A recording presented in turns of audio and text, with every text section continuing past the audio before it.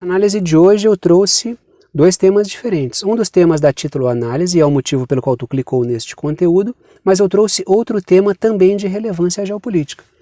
Quando eu entrar nos meus 6 pontos, que são aquelas 6 anotações que eu trago todos os dias para a gente conversar aqui, os primeiros 4 pontos são sobre o tema que dá título à análise, ou seja, a gente vai discutir um pouquinho sobre esse avanço da recessão no mundo, ou pelo menos dentro daquilo que eu tenho chamado aqui de bolha atlanticista, que é essa bolha geopolítica e comercial que está sendo consolidada, que diz respeito à Europa, à América do Norte, excluindo o México, ou seja, Canadá e Estados Unidos, a Oceania e alguns países asiáticos. Então a gente vai conversar um pouquinho sobre o avanço da recessão neste mundo, que logicamente pode se tornar global conforme os outros países responderem ao projeto atlanticista no mundo, que a gente vai discutir um pouquinho nessa análise de hoje aqui. Então os 4 primeiros pontos são sobre isso. Já os últimos 2 pontos dessa análise de hoje, o 5º e o 6º ponto, eu quero discutir com vocês uma estranha proposta do Joe Biden para a Rússia de rediscutir o Tratado de Não Proliferação de Armamento Nuclear no mundo, só que foi um convite bastante dúbio, foi quase um convite provocativo, num cenário de instabilidade geopolítica.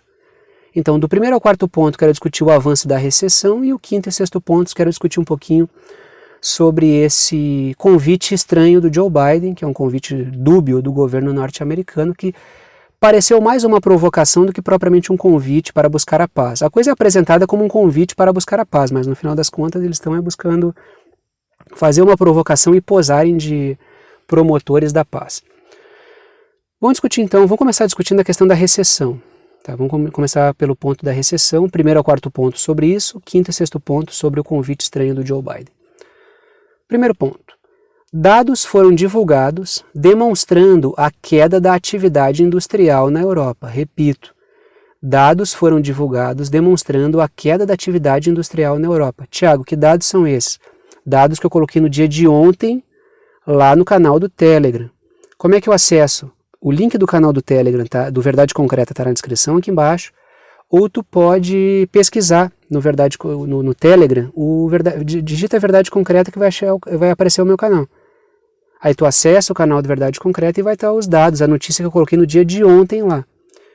Normalmente dados, artigos, notícias que eu discuto aqui no canal, eu coloco as fontes lá no canal do Telegram.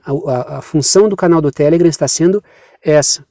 Quer ter acesso à fonte, leia. Eu coloco um trecho da matéria e coloco o link para vocês poderem acessar e ter acesso à fonte original de onde eu estou tirando os conteúdos que eu discuto aqui com vocês.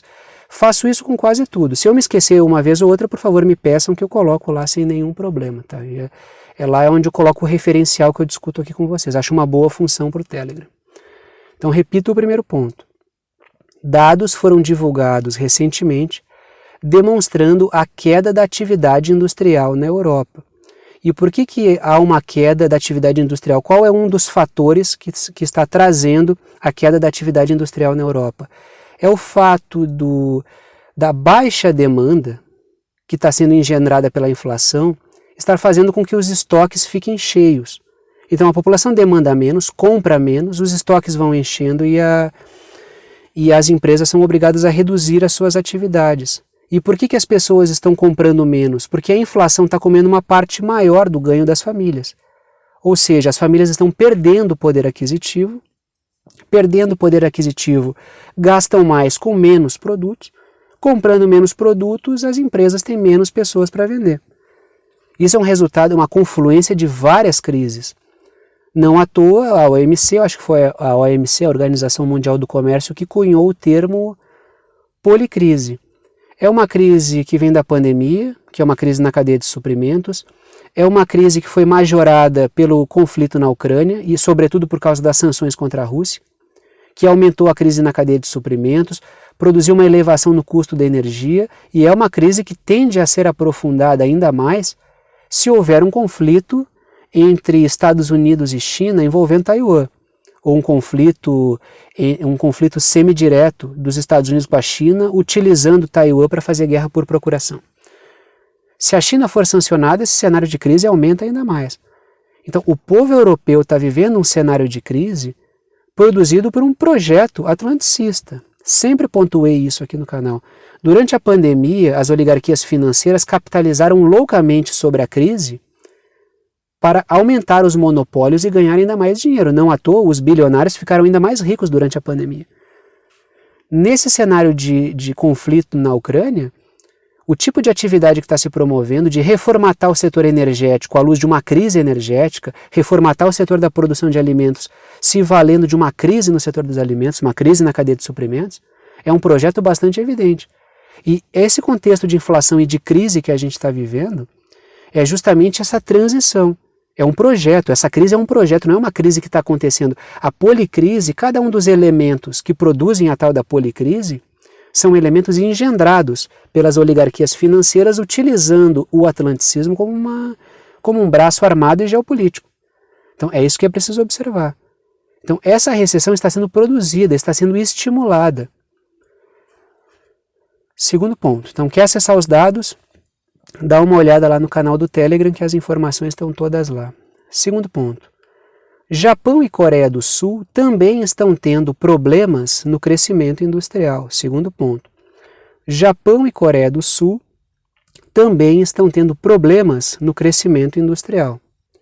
E detalhe, é interessante observar como essa Coreia do Sul e Japão fazem parte dessa bolha atlanticista. Tanto é que quando eu montei eu construí teoricamente, né, aqui a gente construiu numa análise a questão dessa bolha atlanticista envolvendo a Europa, América do Norte e Oceania, vários de vocês que acompanham o canal falaram, coloquem Japão e Coreia do Sul aí dentro dessa bolha também. Então, os países que fazem parte deste projeto atlanticista estão penando por causa da crise econômica. Claro, muitos países que não fazem parte desse projeto e não querem aderir, muitos países do sul global, também estão sofrendo uma crise. Só que boa parte desses países que estão sofrendo o rebote da crise, e por isso sofrem uma crise, os seus governos não são tão responsáveis quanto aqueles governos que estão conscientemente trabalhando nessa crise. No caso japonês, as empresas estão com problema por causa da crise na cadeia de suprimentos e muitos materiais que não estão chegando às empresas. O Japão não está cometendo, pelo menos até agora, ou pelo menos até onde eu sei, o mesmo erro que os países do atlanticismo ocidental estão cometendo, que é o aumento dos juros para combater a inflação. Só que o aumento dos juros, ele desaquece ainda mais a economia. Desaquecendo ainda mais a economia, os países ampliam ainda mais a sua crise econômica. Por isso que eu falei tempos atrás sobre um período recessivo sendo produzido de maneira proposital. O Japão não, o Japão está evitando essa política de aumento de juros para manter a sua economia aquecida. Não está errando nesse ponto, mas está sendo pega em outro problema, que é a questão da quebra da cadeia de suprimentos. Certos materiais que são importantes para a produção de produtos não estão chegando.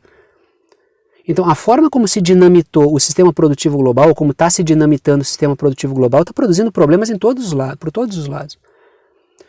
Um conflito em Taiwan vai produzir um problema enorme de escassez de chips e semicondutores. Taiwan, se eu não me engano, é uma das lideranças, se não for o maior exportador de chips e semicondutores, me corrijam se eu estiver errado, mas é um país central nessa questão de chips e semicondutores, para a produção de eletrônicos, de carros e assim por diante. A tecnologia para. Isso vai levar a uma crise no Japão também. Então é preciso pensar a coisa por esse prisma. Existe uma crise sendo engendrada. A visita da Nancy Pelosi a Taiwan não é por acaso. A resposta que os norte-americanos esperam que a China dê para que não só exista um conflito envolvendo Taiwan, mas também motivos para sancionar a China, a resposta que se espera não é por acaso. Existe uma crise sendo estimulada e a OTAN é um braço armado e geopolítico das oligarquias que querem essa crise. E querem essa crise justamente para aumentar a sua presença monopolista. Explorar a crise para ganhar ainda mais dinheiro, para ganhar ainda mais fatias do mercado. Para comprar ainda mais setores que quebram por causa da crise. E é isso que a gente está vendo desde o início da pandemia, pelo menos. É assim que a gente vê normalmente o mercado. Mas isso se acentuou no contexto da pandemia. Terceiro ponto. O atlanticismo está estimulando uma recessão para reformatar o sistema produtivo. Não só pelos conflitos que estão acontecendo, ou vocês acham que é por acaso um conflito acertar a Ucrânia, Rússia e pega na orelha da Bielorrússia. A Rússia é exportadora de fertilizantes e alimentos, a Bielorrússia é exportadora de fertilizantes e a Ucrânia é exportadora de alimentos. Tu produz uma crise no setor produtivo, no setor da produção de alimentos. Isso faz com que empresas, com que setores financeiros e setores corporativos transnacionais dessa área possam trabalhar em cima da crise para promover soluções, já que os problemas foram produzidos por eles próprios. Então, o conflito acontecer na Ucrânia e envolver a Rússia não é por acaso, e a Bielorrússia não é por acaso. O conflito na Ucrânia produziu o ensejo para as sanções contra a Rússia, contra o combustível russo. Isso gerou uma crise energética. E tem setores financeiros transnacionais que também querem aumentar a sua presença monopolista no setor energético, que é o que eu tenho chamado aqui de reformatação do sistema produtivo, o sistema energético, reformatação do sistema de produção de alimentos. E tudo isso faz parte do pacote do Great Reset do Fórum Econômico Mundial, que usa também como narrativa a questão da agenda ambiental. Então, tu tem todo um projeto bem costurado. Então, repito o terceiro ponto, o atlanticismo está estimulando uma recessão para reformatar o sistema produtivo para buscar a construção de um cenário ainda mais monopolizado. Não é que o sistema está sendo reformatado para algo mais justo, está sendo reformatado para algo pior. Não estou dizendo que o que tínhamos antes era bom, estou dizendo que a gente está caminhando para uma coisa pior. E além disso, a proposta de juros que aumenta o juro para controlar a inflação, desaquece a economia. Desaquecendo a economia, tu piora o cenário econômico, o quadro econômico aumenta a inflação. Aumenta a inflação, propõe mais juros e assim por diante.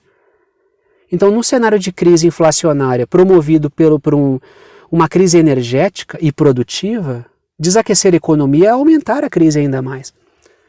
O remédio que está sendo administrado não é o remédio correto, vai aumentar o problema. Quarto ponto. O FMI alertou que o conflito na Ucrânia pode acelerar um processo de desglobalização, que é um tema que eu tenho discutido com vocês, né? Repito, o FMI alertou que o conflito na Ucrânia pode acelerar um processo de desglobalização. Tanto é que quando teve um encontro, foi o encontro da OTAN, não, acho que foi o Fórum de Davos, eu não me recordo exatamente qual encontro que aconteceu, e é possível que tenham discutido isso nos dois. Até porque a pauta da OTAN e a pauta do Fórum Econômico Mundial são basicamente a mesma pauta. Onde se evitou o conceito de desglobalização, porque isso dava um tom muito pesado. A questão é que a OTAN defende uma globalização regionalizada. Só que para promover essa globalização regionalizada, é preciso quebrar as cadeias de suprimentos que existem hoje, que são globalizadas. E é justamente essa crise que a gente vive hoje. A OTAN propõe uma construção de uma cadeia de suprimentos amigável, só com países que concordam com a ideologia atlanticista, que concordam com a cartilha da OTAN. Então, essa proposição está produzindo o quê? Um cenário de desglobalização, se a gente pensar a globalização tal como a gente estava vendo até agora. Então, esse é o cenário que a gente está vendo. O que o FMI está falando é o que está... Claro, não estou concordando com o FMI, só estou dizendo que o FMI está fazendo uma constatação de um cenário que o próprio atlanticismo está produzindo. O FMI, como um órgão ligado ao atlanticismo, umbilicalmente ligado às oligarquias financeiras transnacionais do Ocidente, só está constatando a existência de um processo produzido pelos próprios que bancam organismos como o FMI. Se ocorrer um conflito em Taiwan, isso vai aprofundar ainda mais esse cenário de quebra da cadeia de suprimentos, esse processo de desglobalização, da formação de bolhas. Uma bolha atlanticista, dentro da qual vão vigorar os princípios do Great Reset do Fórum Econômico Mundial, e uma outra bolha que ainda está em construção, que pode ser uma bolha eurasiática liderada por China e Rússia, pode ser uma bolha do sul global que envolva um BRICS, né, um BRICS ampliado, né, um BRICS abaixou a cebolinha, né, envolve um BRICS, os BRICS ampliado, com muitos países do sul global, deixando o atlanticismo ilhado dentro de uma bolha, isolado dentro de uma bolha que ele mesmo construiu, com certos dispositivos. Então, o processo que está acontecendo é justamente esse. O FMI está trazendo o processo porque o FMI é um organismo ligado a setores que produzem essa crise e estão produzindo essa desglobalização. Aí tu pode me perguntar, tá, mas qual é o intuito em quebrar a globalização tal como ela vinha acontecendo antes? É que no jogo, tal como ele vinha ocorrendo antes, a China estava comendo o Ocidente inteiro.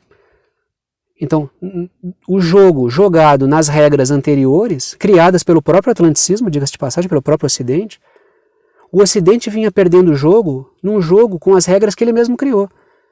Então ele tem que bagunçar todo o cenário para tentar retomar uma hegemonia. Só que essa hegemonia não é mais possível no mundo inteiro. Por isso que o atlanticismo trabalha na consolidação de uma bolha, reduz a região dominada, mas aumenta o controle sobre essa região. Por isso que tem esse processo da agenda da governança social e ambiental, com regras que vão canalizar o dinheiro para onde eles quiserem. Quem não fizer parte desse jogo não recebe investimento, não recebe financiamento, não participa de parceria público-privada, não participa de nada. Então é uma redução do tamanho, é uma redução da região controlada, mas um aumento da repressão dentro dessa região. Então quando a gente fala de Europa, América do Norte, tirando o México, Oceania e alguns países asiáticos, essa vai ser a realidade da bolha atlanticista. E a crise que a gente está vivendo hoje é uma transição. A agenda da governança social e ambiental é uma espécie de garrote, que vai determinar quem é ético e recebe dinheiro e quem não é ético é só o discurso, né? Quem vai receber dinheiro e quem não vai. Que é uma forma de manter os países dentro dessa realidade com uma coleira. Para estar dentro desse clube tem que fazer isso. Transacionou com a China, transaciona com países autocratas, transacionou com a Rússia, transaciona com países autocratas, não pode estar aqui, não vai receber investimento. Então é um sistema de chantagem, com um verniz ético, logicamente, com um verniz ético.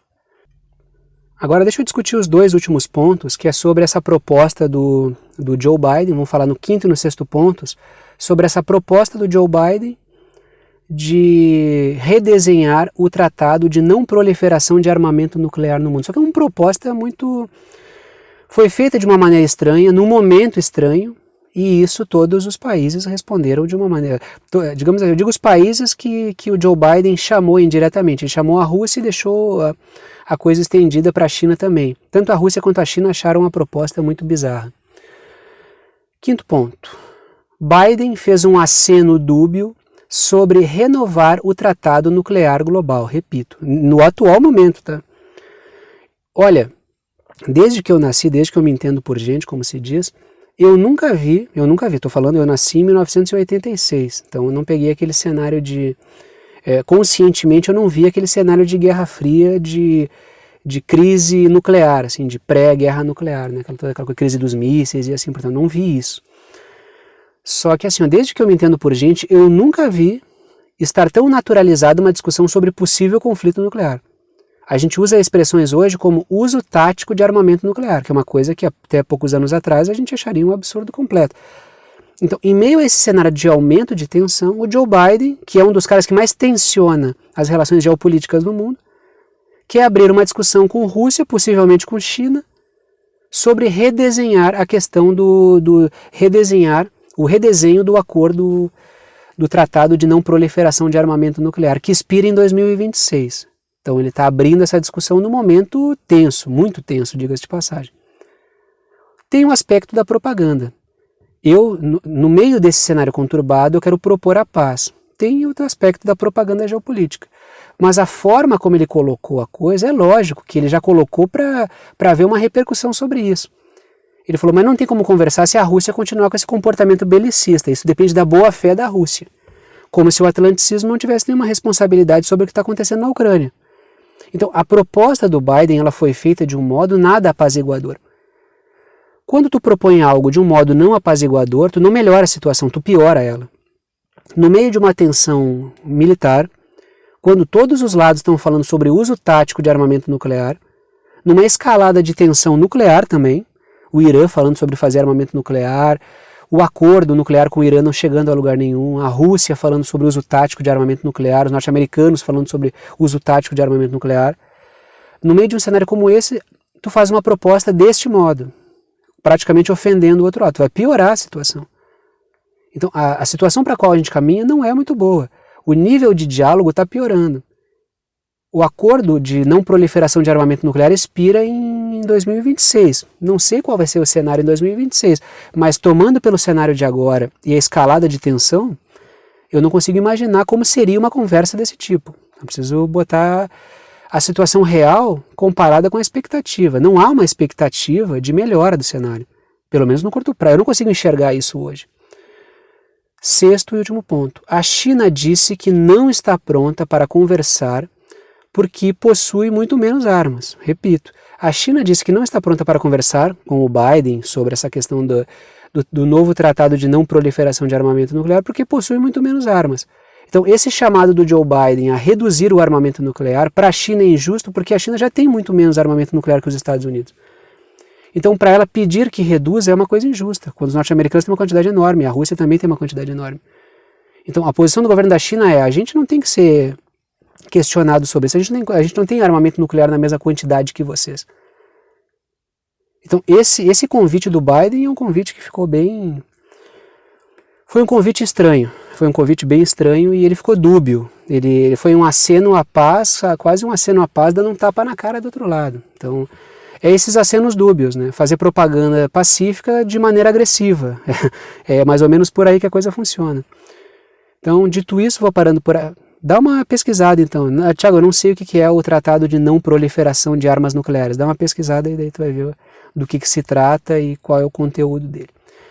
Dito isso, paro por aqui. Gostou da análise, gostou do canal, quer saber como apoiar esse canal independente? Todas as formas de apoio estão na descrição aqui embaixo. Agradeço a todos que apoiam, que mantêm esse trabalho diário funcionando. Se não fossem vocês, não haveria esse trabalho aqui todos os dias. Pode apoiar pelo Apoia-se, que é uma plataforma virtual que permite apoio por boleto ou por cartão. O link está na descrição aqui embaixo. É www.apoia.se/verdade concreta. Ou pode ajudar pelo Pix, a chave Pix está na descrição aqui embaixo, é uma chave de e-mail. E eu te digo, está na descrição, mas igual eu te digo, é pixverdadeconcreta@gmail.com, pixverdadeconcreta@gmail.com.